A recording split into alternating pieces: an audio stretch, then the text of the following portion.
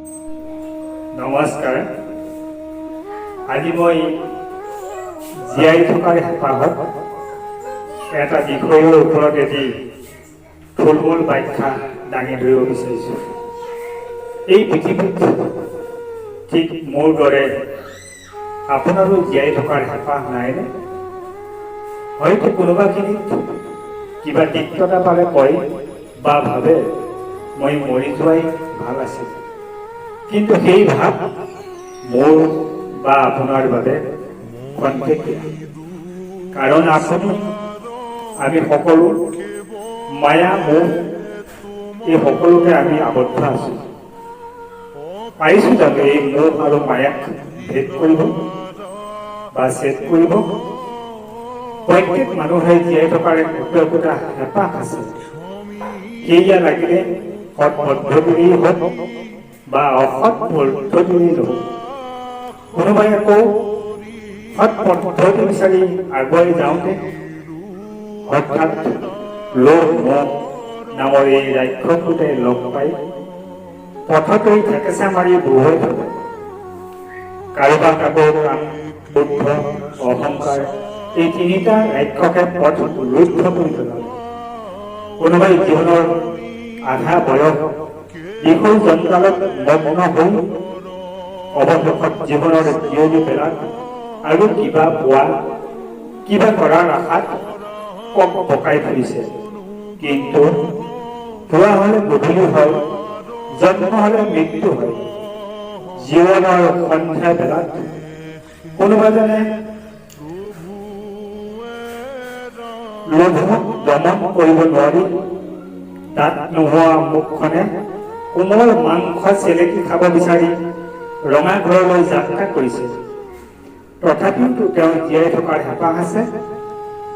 কোনোৱে ধৰক প্ৰবঞ্চনা, ধৰ্ষণ, লুণ্ঠন, হত্যা, হিংসা কৰি পৃথিৱীত অস্থিৰ কৰি তুলিছে।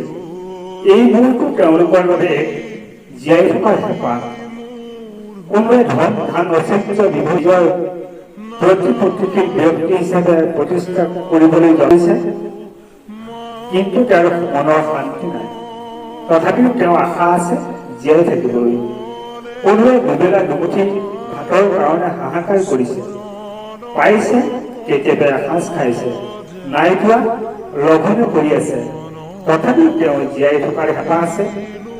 এই মহামাৰী প্ৰাকৃতিক দুৰ্যোগত পৃথিৱীখন আজি অস্থিৰ হৈ পৰিছে।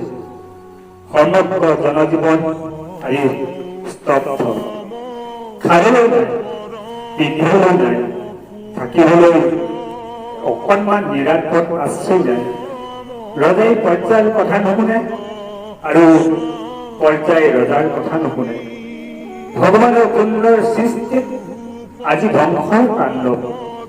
বহিঃশত্ৰুৰ আক্ৰমণৰ ভাবুকি, পৰমাণুৰ শক্তি পৰীক্ষা, সীমান্তত যুদ্ধৰ আখৰা, ভাতৃয়ে ভাতৃৰ তেজেৰে ঠাকু খেলাৰ আনন্দ, অৰ্থহীন সহস্ৰ জনতাৰে কৰুণ কন্দন, ধৰ্মত বিভীষিকা, জাতীয় সংস্কৃতিক বিভীষিকা আৰু কৰ্মত বিভীষিকা। পিতৃমাতৃয়ে পুত্ৰক নিচিনে, পুত্ৰও পিতৃমাতৃক নিচিনে। জনশূন্য বৰ্তমান আমাৰ ধৰ্মীয় অনুষ্ঠান প্ৰতিষ্ঠান। সন্মুখত নাই আমাৰ ভৱিষ্যত। জিভামেলি পৃথিৱী ধ্বংসৰ বাবে মাত্ৰ এটা নিৰ্দেশলৈ মাথো অপেক্ষা কৰিছে শ শ জলবমাই।